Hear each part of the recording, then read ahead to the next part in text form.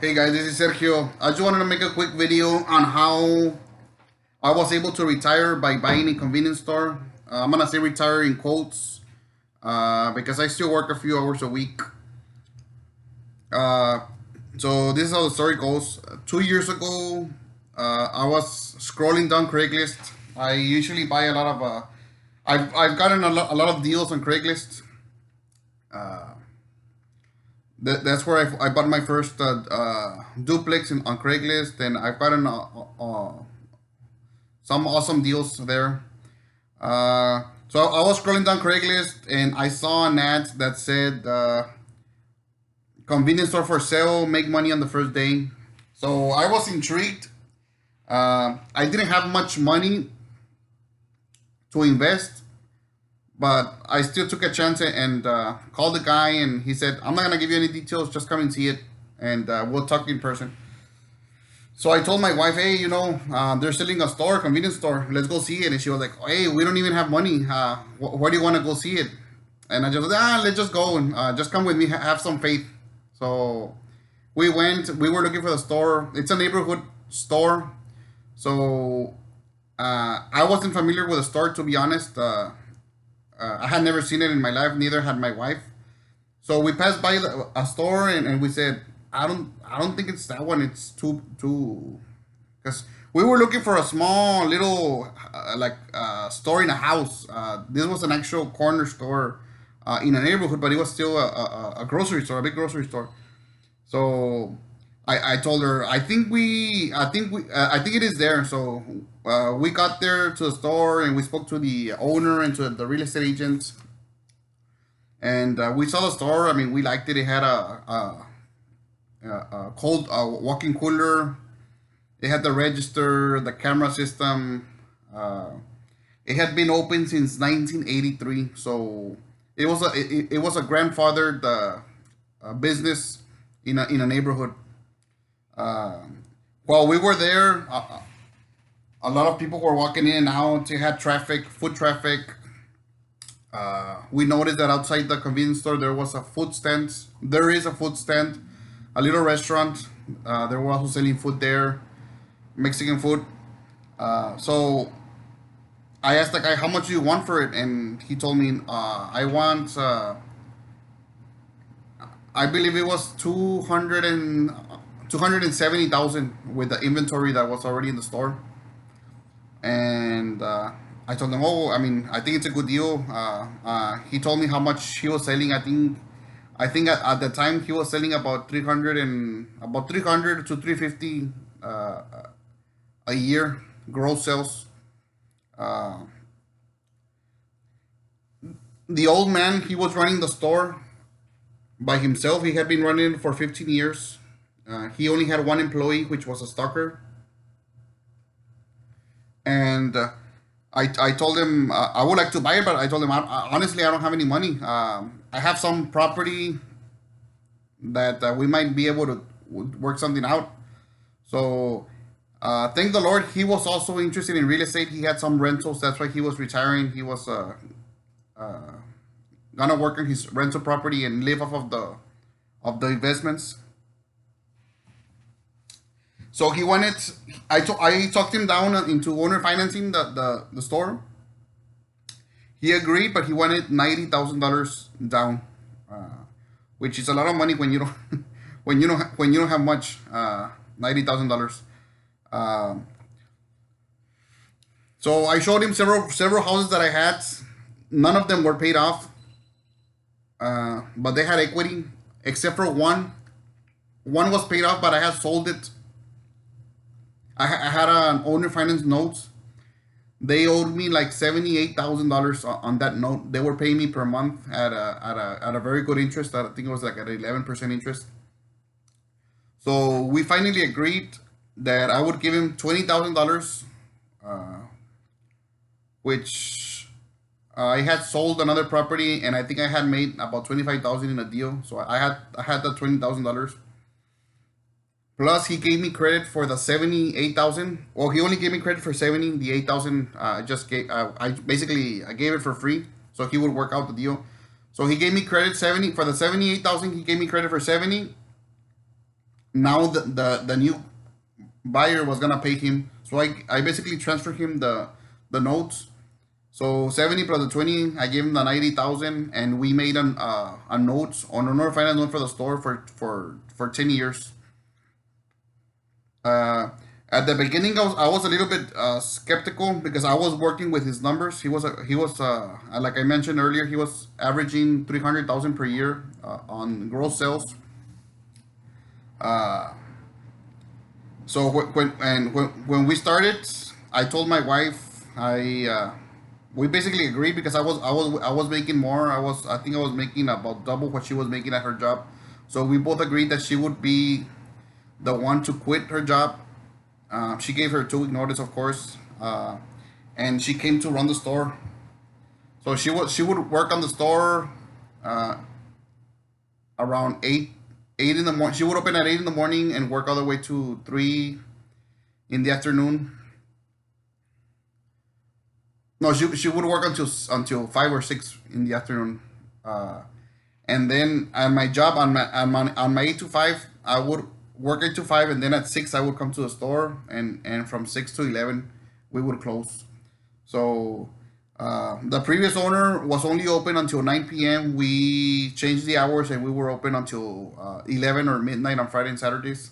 So we changed the hours to try to increase the sales. Uh, we try to put in more inventory, more different inventory. We were treating customers very nice, grading customers, and uh, uh, I am very thankful with the Lord because up until now, we have managed to increase the sales to double. We are averaging about 600,000 a year in gross sales, which sounds like a lot of money, but I mean, grocery stores usually have around a 30% margin. So 600 times 30% is around 180 profit, 180,000. And from the 180, I mean, you have to take out expenses, uh, the property pay down, taxes, uh, light bill, cable, the whole 9 yards. Uh, as of now, I was working a double shift. I was working at the store and at my job for a few months. But I mean, I was really tired. I'm not gonna lie. On Sunday, I would work all day here at the store until we finally hired some help. We hired a young man that was the son of the lady on the food stand. We were renting the restaurant to to a family, and the son decided to work with us, and he took my shift. So now I would only work a little part time at the store, and I still have my job. So I held on to my job for about a year and a half, until I started seeing that we were picking up the pace. We started cashing checks. Uh, we started. We have a lot of Hispanics here in Laredo that send money over to their countries, to Honduras, Mexico, Central America. So we started sending. We made a contract with a company, and we opened the wire transfers, and it has been very profitable. Money orders. So we ventured into other areas, not only selling groceries. We ventured into other areas to increase the profit in the store. And as of right now, we have 5 employees. We no longer work a set schedule in the store. We just come in and out. We have 3 full-time employees and 2 part-timers. We now only rent the restaurant on the evenings, and during the day we run it. We have somebody there running it for us. So that has increased our sales a bit, selling hot food, tacos, and Mexican food. And we now concentrate only in making sure that we have all the inventory, and work a little bit more on the back office, checking numbers, this and there. But On average, I would say we work about maybe 10 hours a week, on and off. Maybe 1 hour a day or 2 hours a day. Sometimes we feel like on a Saturday we feel like coming and working, and we'll be here. But with the help of the employees, with the 5 employees, I mean, it feels semi-passive.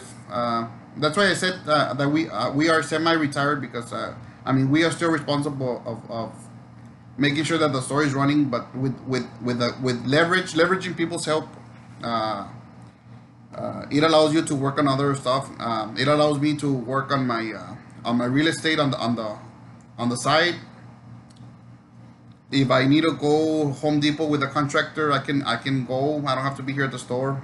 Uh, my wife right now, she's going to school.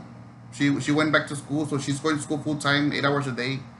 And we no longer have to worry about that we have to go punch in and punch out. The store is not gonna make us rich. It's it nets us about 100,000 take home. Uh, but using that money wisely, we can invest some of it back into real estate, and eventually the real estate will pay off. So this is my story. This is how I was able to semi-retire, to concentrate on real estate 100%.